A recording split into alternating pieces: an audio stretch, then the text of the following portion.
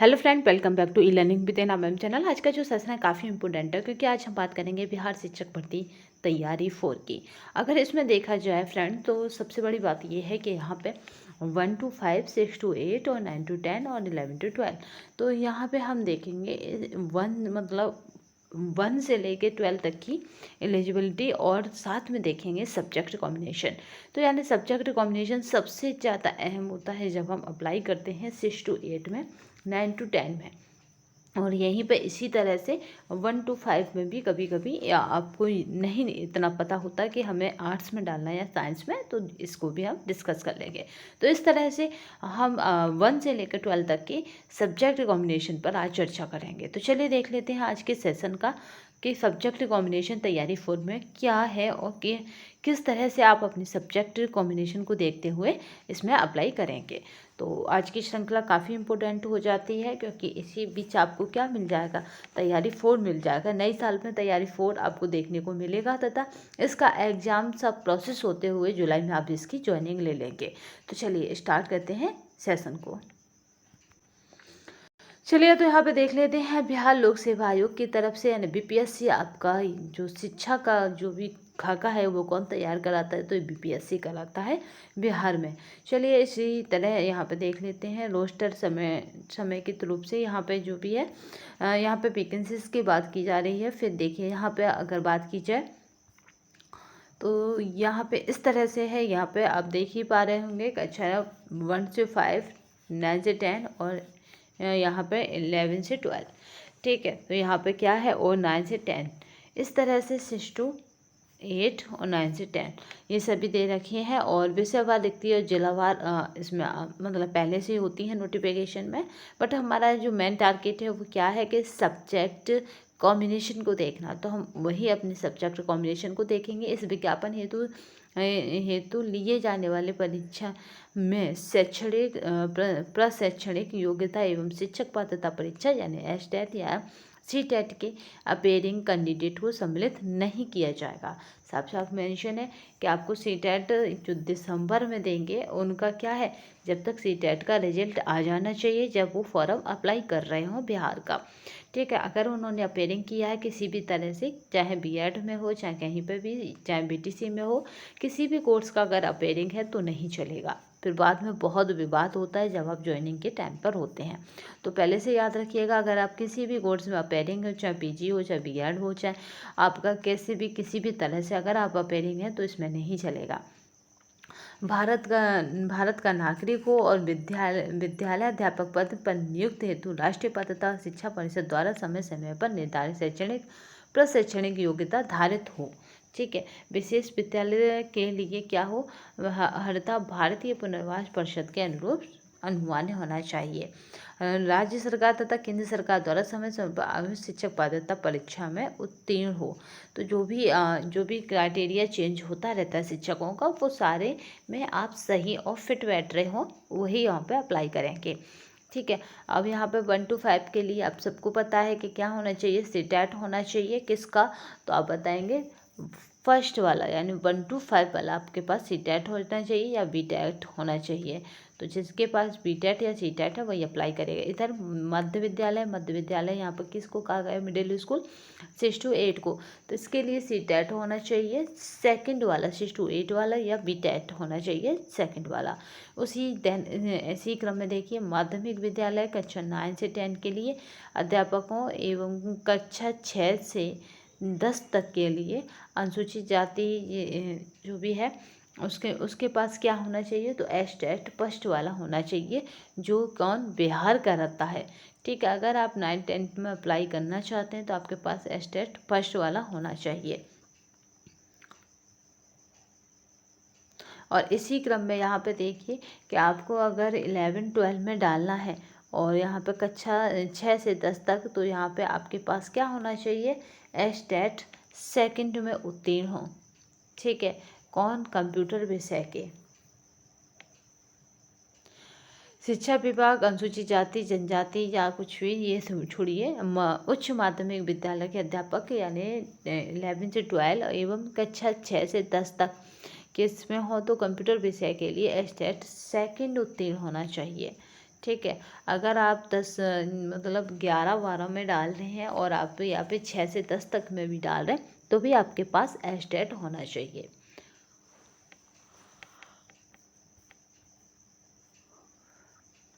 अब यहाँ एक बार और देख लेते हैं, क्योंकि ये सबसे बड़ा विवाद बना है 50% का, क्योंकि इसकी वजह से कुछ को वहाँ नौकरी मिलकर भी निकाल दिया गया है।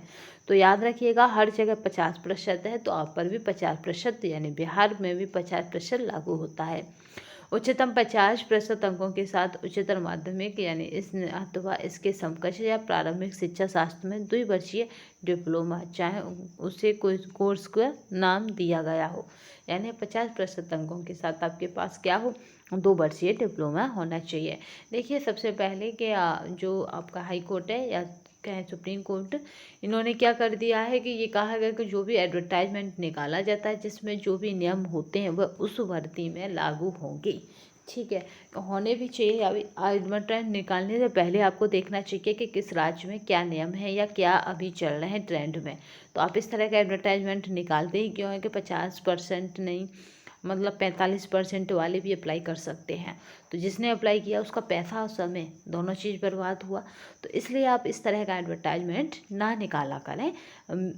जो भी आयोग है उनसे अनुरोध है कि इससे क्या होता है कि हम जैसों का, या कहें कि हमारे बहुत से ऐसे विद्यार्थी हैं जिनका समय बर्बाद होता है। 45% कौन कर सकता है, तो यहाँ पे 2022 के अनुरूप है। बट आप लोग अदर स्टेट से हैं, अगर बिहार से नहीं है तो आप 50% में ही अप्लाई करेंगे। ठीक है, 4 वर्ष ये भी मान्य है यहाँ पे। और शिक्षा शास्त्र 50 देंगे, न्यूनतम 50 अंकों के साथ उच्चतर माध्यमिक यानी इसके समकक्ष तथा शिक्षा शास्त्र विशेष शिक्षा में द्विवर्षीय डिप्लोमा, स्नातक तथा प्रारंभिक शिक्षा में द्विवर्षीय डिप्लोमा, चाहे किसी भी नाम से जाना जाता हो। ठीक है, तो इस तरह से ये सब भी मान्य हैं। 50% की किसको छूट है, तो याद रखेंगे यहाँ पे अनुसूचित जाति जनजाति पिछड़ा वर्ग को।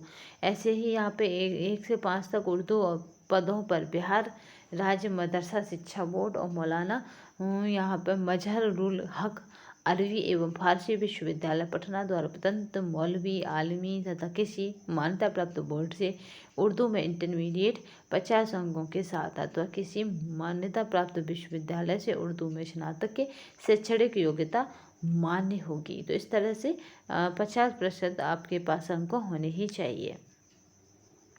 बट यहाँ पे एक चीज़ बहुत इम्पोर्टेंट है, बिहार ने बिल्कुल कट ऑफ लाइन में कहा है कि जो NIOS का द्वारा जो 18 महीने का DLED उपाधि दी जाती है वो यहाँ पे मान्य नहीं है, यानी NIOS की DLED उपाधि यहाँ पे मान्य नहीं है 18 महीने की।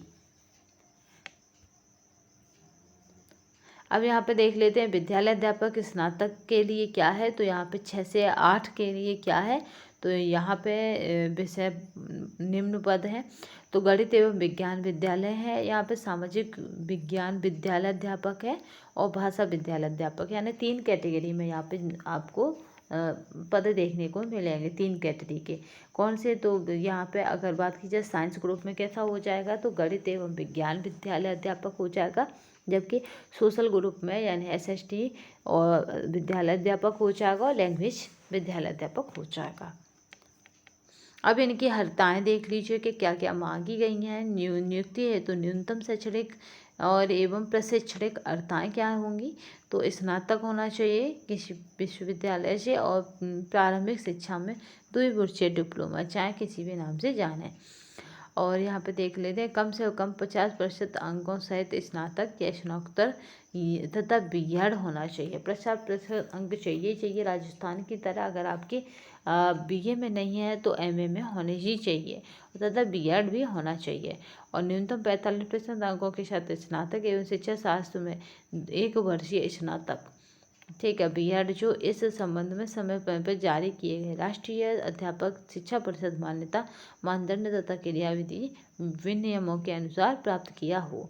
तो इस तरह से यहाँ पे हमने देख लिया। चलिए नेक्स्ट देखते हैं।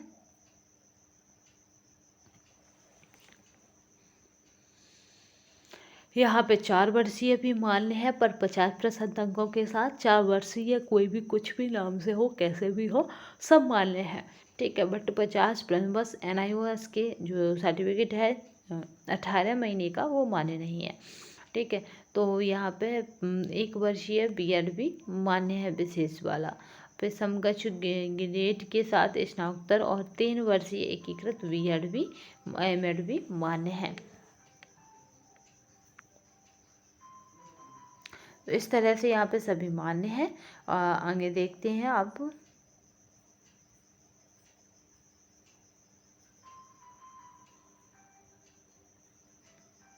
यहाँ पे देख लीजिए, परंतु शिक्षा शास्त्र में डिप्लोमा यानी विशेष शिक्षा या कहें BEd यानी विशेष शिक्षा के लिए केवल भारतीय पुनर्वास परिषद यानी RCI द्वारा मान्यता प्राप्त पाठ्यक्रम मान्य होगा। ऐसी योग्यता प्राप्त अभ्यर्थियों को नियुक्ति के बाद प्राथमिक शिक्षा शास्त्र में राष्ट्रीय अध्यापक शिक्षा परिषद द्वारा मान्यता प्राप्त पाठ्यक्रम मान्य होगा। ऐसी योग्यता प्राप्त अभ्यर्थी को नियुक्ति के बाद प्रारंभिक शिक्षा शास्त्र में राष्ट्रीय अध्यापक शिक्षा परिषद द्वारा मान्यता प्राप्त 6 माह का विशेष प्रशिक्षण प्राप्त करना होगा। जिस तरह यूपी में था, आपको याद हो कुछ कि 2018 के आसपास यूपी में जो ज्वाइनिंग हुई थी उन्हें 6 महीने का प्रशिक्षण दिया गया था। इसी तरह का 6 महीने का प्रशिक्षण प्राप्त करना होगा। और ये प्रशिक्षण कैसा होगा, तो संबंधित विद्यालय अध्यापक को इस प्रशिक्षण को पूर्ण करने हेतु 6 महीने का यहाँ पे संवैधानिक अवकाश मान्य होगा। तो इस तरह का यहाँ पे है, संवैधानिक अवकाश जो है वो मान्य होगा। बट इसमें फिर बार बार मेंशन है कि NIOS द्वारा 18 महीने का DL की उपाधि मान्य नहीं है। चलिए अब यहाँ पे देख लेते हैं।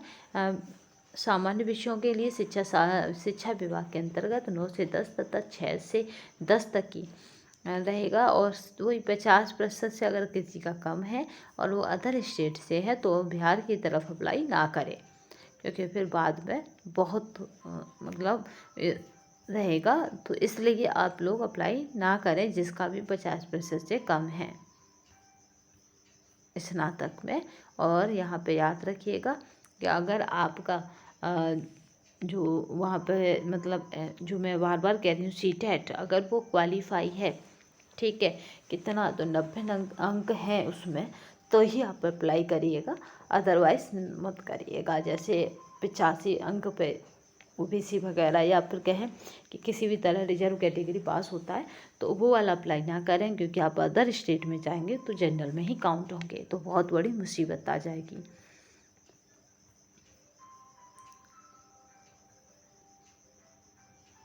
ठीक है, यहाँ पे वही सब है कि आपके पास क्या होना चाहिए। तो आज हमने चर्चा कर ली। चलिए कॉम्बिनेशन की यहाँ पे चर्चा कर लेते हैं एक बार, कि किस तरह का कॉम्बिनेशन बैठेगा। यहाँ पे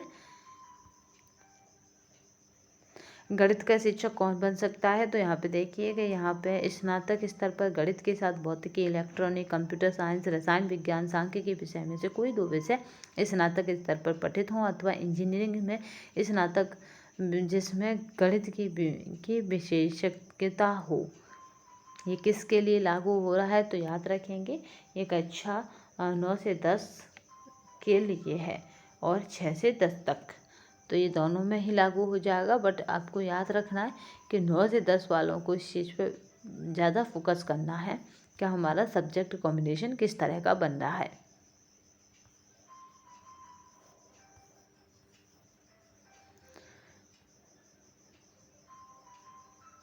इसमें देखिए, शिक्षा विभाग की अधिसूचना संख्या 10/10 दिनांक के जो 2023 था उसके में स्पष्ट किया जाता है कि स्नातक स्तर पर कंप्यूटर साइंस में BCA की योग्यता को सम्मिलित माना जाएगा। अगर आपने BCA किया है स्नातक स्तर पर तो आप कंप्यूटर साइंस में अप्लाई कर सकते हैं। विज्ञान में देखें इसी तरह, स्नातक स्तर पर जंतु विज्ञान या प्राणी विज्ञान, वनस्पति विज्ञान, रसायन शास्त्र विषय में पठित हो, अथवा इंजीनियरिंग से स्नातक इसमें विज्ञान विशेषज्ञ हो सकता है।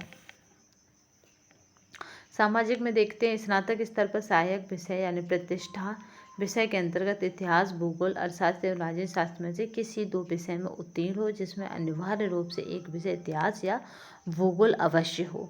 अनिवार्य रूप से क्या हो, 2 विषय में उत्तीर्ण हो, बट एक विषय इतिहास या भूगोल जरूर हो। जैसे 2 विषय में सपोज आप उत्तीर्ण हैं तो उनमें से एक विषय क्या होना चाहिए, आपका इतिहास या भूगोल अवश्य होना चाहिए। ये किसके लिए योग्यता बताई जा रही है, तो ये 9 से 10 के लिए। और सामाजिक विज्ञान विषय के विद्यालय अध्यापकों के पदों पर नियुक्ति हेतु इतिहास, भूगोल और शास्त्र एवं राज्य शास्त्र में से किसी 2 विषय में से एक इतिहास या भूगोल विषय अनिवार्य हो। ठीक है, चयन सामाजिक विज्ञान विषय के परीक्षा में कर सकते हैं।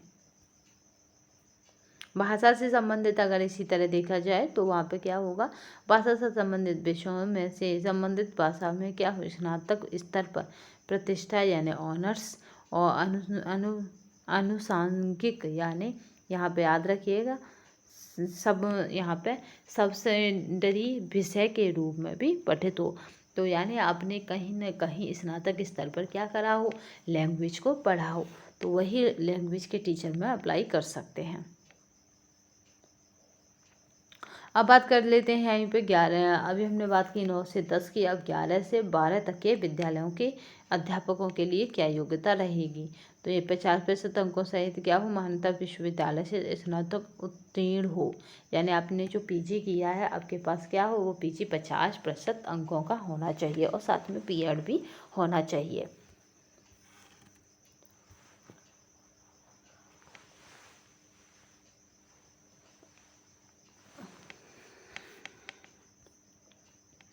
इस तरह का सब्जेक्ट कॉम्बिनेशन यहाँ पे रहेगा, बट आपने जिस सब्जेक्ट में पीजी किया है उसमें ध्यान रखिएगा 50% मार्क्स हो और साथ में ही आपने उस सब्जेक्ट में पीजी किया हो। ठीक है, और बीएड तो अनिवार्य है ही है साथ में। तो इस तरह की जो मैथ है, मैथमेटिक्स, अप्लाइड मैथ, और यहाँ पे देखिए कॉमर्स में कॉमर्स या कोई भी कैटेगरी है जैसे एमकॉम इन अप्लाइड या business economics shall not be eligible, इस तरह से जो भी डिग्रियां हैं आप उन्हें एक बार ज़रूर देख लीजिएगा। और केमिस्ट्री यहाँ पे और economics, applied economics, business economics, economics के सारे पार्ट यहाँ पे एक्सेप्टेड हैं। तो इस तरह से यहाँ पे इकोनॉमिक्स है। चलिए नेक्स्ट देखते हैं।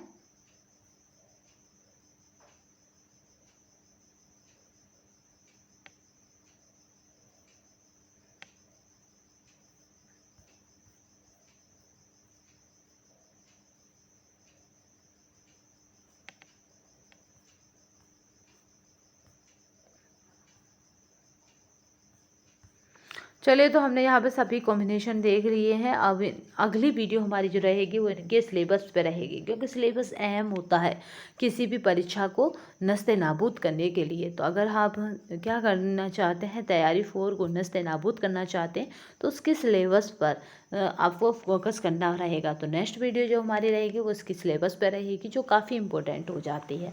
तो आज के सेशन में बस इतना ही, नेक्स्ट सेशन में फिर मिलेंगे। तब तक के लिए धन्यवाद। वंदे मातरम, जय हिंद। ये पूरा नोटिफिकेशन आप हमारे टेलीग्राम से देख सकते हैं।